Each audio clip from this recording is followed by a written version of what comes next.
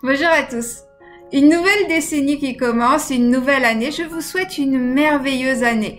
Vous savez que vous êtes les créateurs de ce que vous traversez, de ce que vous vivez. Donc, ce que je peux vous souhaiter de mieux, c'est de vivre plus en conscience. Plus vous allez vivre en conscience, plus de toutes les façons, votre santé, l'argent, l'amour et tout le reste va suivre automatiquement. Alors, je vais vous présenter 7 choses à faire sur l'année 2020, voire toute la décennie pour justement améliorer votre vie au quotidien. Avant de vous donner les 7 choses à faire pour cette année 2020 pour qu'elle soit extraordinaire, je vais faire une petite page pub pour 3 formations qui sont en cours. Donc, il y en a une qui commence le 5 janvier. Ça s'appelle Synergie 28 jours. Je l'avais faite il y a 2 ans de cela. Ça avait apporté de très bons résultats. Donc, ça s'appelle Synergie 28 jours. Donc, pendant 28 jours, je suis avec vous. Mais en réalité, c'est plus 29-30 jours où je suis avec vous. Et je vous accompagne durant ce temps pour planter les bonnes graines pour cette année 2020. Et pour le reste de votre vie en réalité. Ensuite, il y a l'année quantique. Alors, c'est une formation que j'ai commencée l'année dernière. Et il y a eu des résultats extraordinaires, des livres qui ont été écrits, dont le mien qui est sorti en 2019. Donc, il y a eu des bébés qui sont nés, qui ont été conçus et qui sont nés durant cette année 2019. Bref, il y a eu vraiment beaucoup de résultats exceptionnels, des transformations de mindset, donc d'état d'esprit, des transformations émotionnelles. Bref, les résultats sont vraiment extraordinaires. Donc, vous pouvez vous inscrire pareil. Vous avez les informations juste en dessous de cette vidéo. Et pour finir, je lance cette année pour la première fois le Mastermind Accélérateur de vie. Le Mastermind Accélérateur de vie est uniquement pour les personnes qui ont une entreprise ou qui ont l'intention d'avoir une entreprise, de créer une entreprise et qui souhaitent justement allier la spiritualité avec leur entreprise. Attention, c'est une formation pour des personnes qui sont déjà avancées. C'est pas pour des personnes qui débutent dans le monde du développement personnel et dans le monde de la spiritualité. Il faut déjà être avancé pour pouvoir participer à cette formation. Il faut avoir soit une entreprise, soit l'intention d'ouvrir son entreprise cette année, ou sinon, il faut être indépendant, artiste, peu importe le domaine, ça n'a pas d'importance, mais par contre, il faut vraiment, être indépendant et vouloir exprimer sa lumière pleinement. Donc, on travaille pas uniquement sur le côté business, on travaille aussi sur le côté personnel, sur 12 domaines de la vie. Donc, si vous voulez vous inscrire, c'est juste en dessous. Par contre, c'est sur sélection. Donc, il y a déjà un tout petit nom parce que c'est un mastermind et ça veut dire que c'est très familial. Donc ça, c'est la première chose qu'il faut retenir et c'est sur sélection. Vous avez un questionnaire à la fin et si vous n'avez jamais travaillé avec moi, on aura une interview par téléphone ou en ligne afin que je puisse vous dire si ça vous convient et si moi aussi je peux travailler avec vous parce que je recherche une énergie très particulière. Donc voilà pour les 3 formations. Vous pouvez avoir plus d'informations en allant sur les pages en question. Vous avez toutes les infos juste en dessous de cette vidéo. Je vous remercie d'avoir écouté et maintenant on va passer aux 7 choses à faire pour avoir une année 2020 extraordinaire. Alors, 7 choses à faire pour avoir une année 2020 extraordinaire. La première chose, c'est de faire un bilan des 10 dernières années qui sont passées. Pourquoi? Parce que là, on commence une nouvelle décennie, d'accord? Et quand on commence une nouvelle décennie, c'est bien de savoir qu'est-ce qu'on a fait durant les 10 dernières années, voir comment on a évolué, parce que vous vous en rendez pas compte, vous vivez au jour le jour, vous retenez tout ce qui est négatif de votre passé, mais vous voyez pas à quel point vous avez grandi. À quel point vous avez évolué, à quel point vous avez changé ou stagné peut-être. Et justement, si vous vous rendez compte que vous avez stagné, c'est le moment de se préparer pour le changement. Mais pour ça, il vous faut déjà faire un bilan du passé.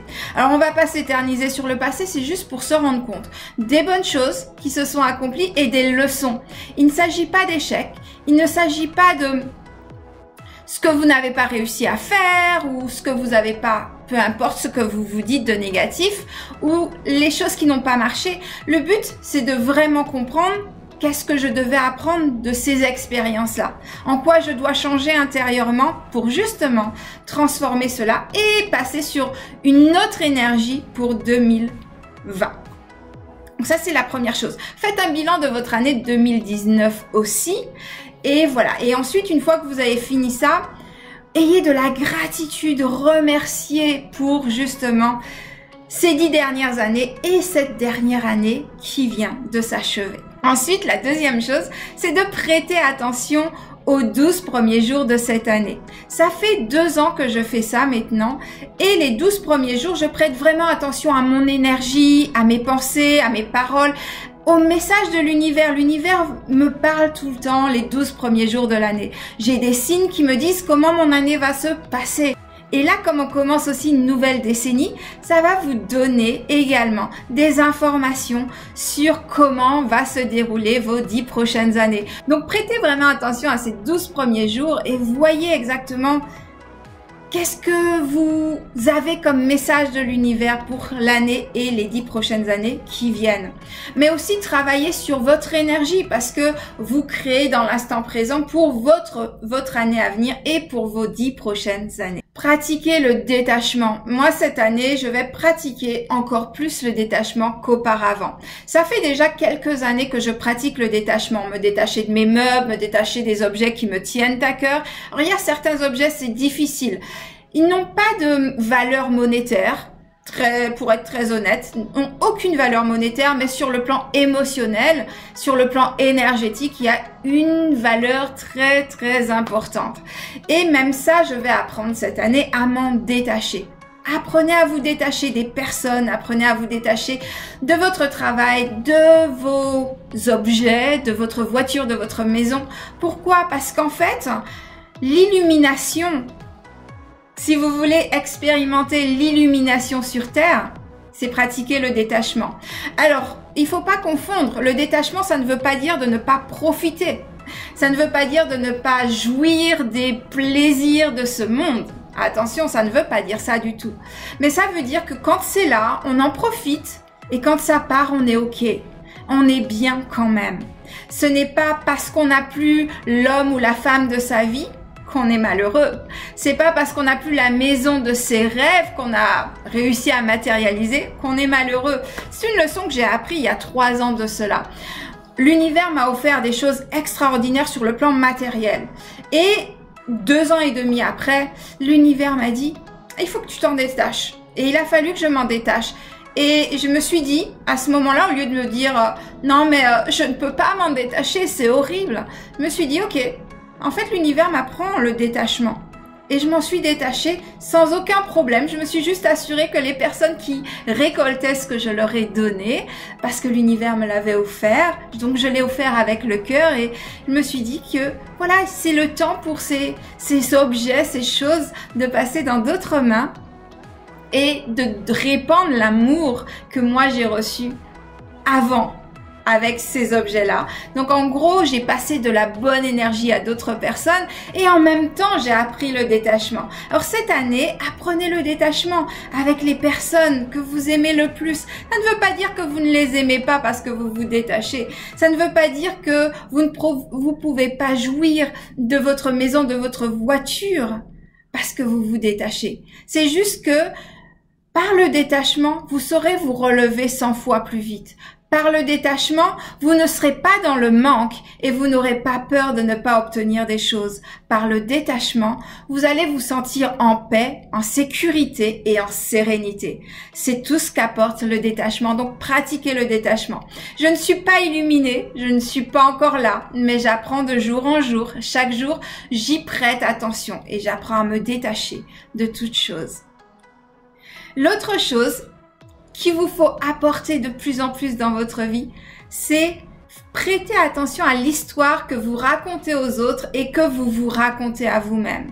Quelle est l'histoire que vous vous racontez? Ah non, mais je suis trop bête. Ah, mais j'ai pas réussi à faire ça. Ah, mais de toutes les façons, ces gens-là ne vont pas m'aimer. Et ceci et cela. Faites attention à tout ce que vous vous racontez dans votre tête et à ce que vous racontez aux autres. Ah oui, mais de toutes les façons, j'ai jamais de chance dans la vie. Ce n'est pas pour moi. Et ceci et cela. Faites attention à toutes ces choses.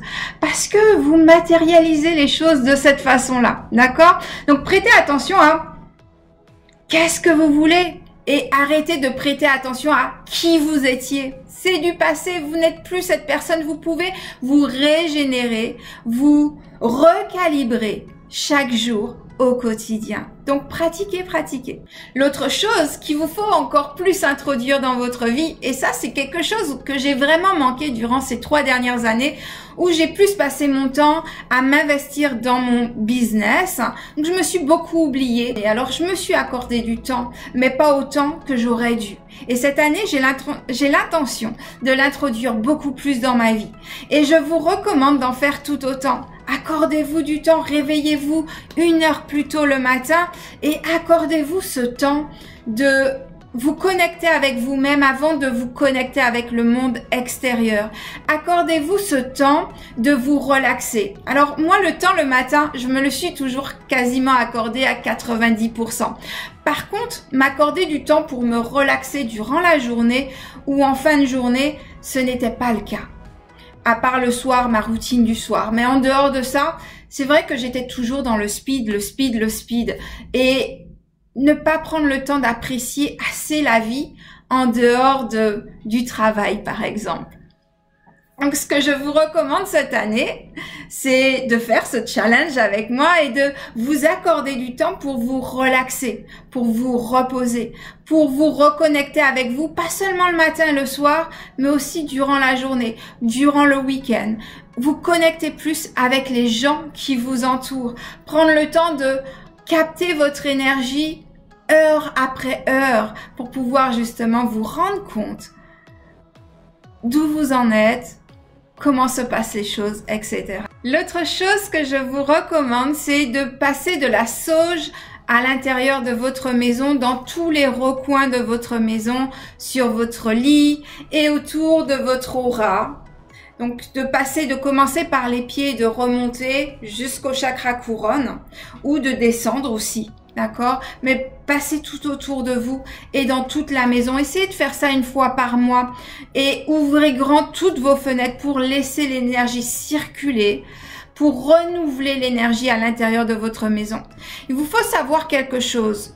Tout ce qui se passe dans une maison, les crises, les colères, les bonheurs, etc., toutes ces énergies-là restent dans un lieu.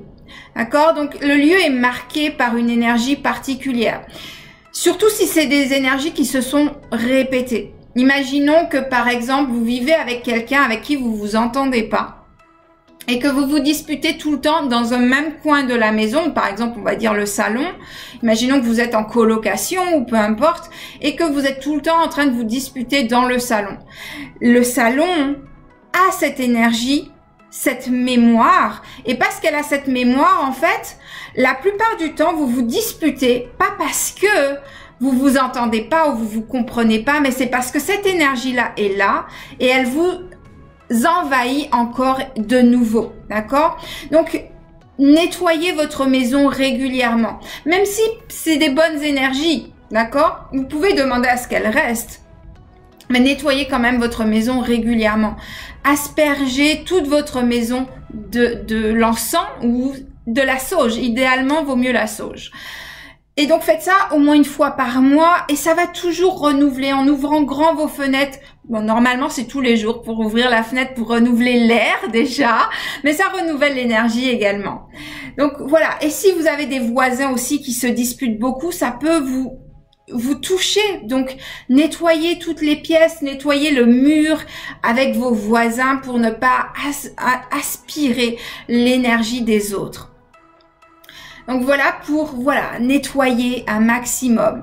L'autre chose que je vous recommande, c'est d'utiliser Ho'oponopono parce que nous sommes tous une seule et unique personne. C'est comme si nous étions tous des cellules dans un seul corps unique. Puisque nous sommes tous énergie, nous sommes tous interconnectés. Et quand vous faites de l'Ho'oponopono, c'est pas seulement pour vous, c'est aussi pour les autres. Parce que l'autre, c'est vous. L'autre, c'est un miroir de vous. Donc, en guérissant vous, vous guérissez l'autre. Et vice versa. D'accord? Donc, j'ai mis une vidéo, alors je pense que c'est plutôt par là. J'ai fait une vidéo il y a quelque temps sur Ho'oponopono avec le chiffre 108 qui est un chiffre magique. Donc vous avez le mantra et c'est un mantra avancé. C'est pas le mantra traditionnel. Vous pouvez l'écouter, faites-le pendant 21 jours. Dans la vidéo, je recommande, si mes souvenirs sont bons, 7 jours parce qu'on m'avait demandé à l'époque de vous le dire pour 7 jours. Maintenant, faites-le le plus longtemps possible. Alors, je vous recommande 21 jours, mais si vous pouvez le faire pendant toute l'année, votre vie va se transformer littéralement grâce à ça. Donc pratiquez de l'Ho'oponopono, bien sûr avec l'intention du cœur et pas seulement le mental, puisque le mental, ça va aider, même si vous y mettez pas le cœur. Si vous le faites toute l'année, ça va aider, ça c'est sûr et certain. Mais si vous le faites avec le cœur, ça ira 100 fois plus vite. Alors mettez-y le cœur. Et voilà, on a fini avec les 7 choses que je voulais vous transmettre, que je voulais vous recommander pour cette année 2020 et la décennie qui se présente devant nous. Alors n'oubliez pas, si vous voulez être suivi, si vous voulez être aidé et accompagné, parce que tout seul, on y arrive, mais on ne va vraiment pas très loin.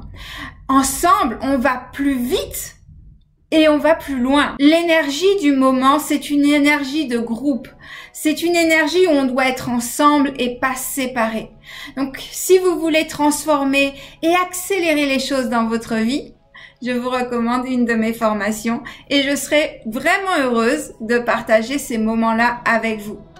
Je vous souhaite une excellente année encore une fois, merveilleuse année, que l'univers vous protège, vous guide et vous emmène vers le meilleur pour vous-même et que vous puissiez apprendre les leçons que vous devez apprendre avec la joie et avec amusement. Puisque, comme m'a dit ma grand-mère il y a 1 an et demi de ça, elle a dit, alors je sais qu'il y avait 2 personnes qui n'étaient pas visibles dans la pièce, qui lui disaient « La vie est un jeu, nous sommes dans un jeu et il faut pas avoir peur de la mort ». Donc ma grand-mère a 96 ans et donc du coup elle a peur de mourir et donc du coup ces personnes qui sont des êtres de lumière lui expliquaient que la vie n'est qu'un jeu et qu'elle ne meurt pas en réalité.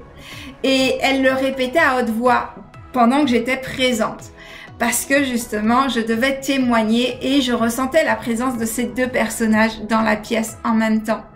Donc voilà, la vie est un jeu et amusez-vous, jouez le jeu, connaissez les règles. Parce que si vous voulez avoir du fun, il faut connaître les règles du jeu pour ne pas se faire taper sur les doigts tout le temps. Donc connaissez les règles du jeu et puis jouez, amusez-vous comme un enfant de 5 ans. Regardez les enfants, ils se prennent pas la tête, ils connaissent plein de choses. Généralement, regardez-les, ils sont de très très bons exemples en règle générale. Je vous souhaite une excellente journée ou fin de journée et je vous dis à la semaine prochaine. Bye bye.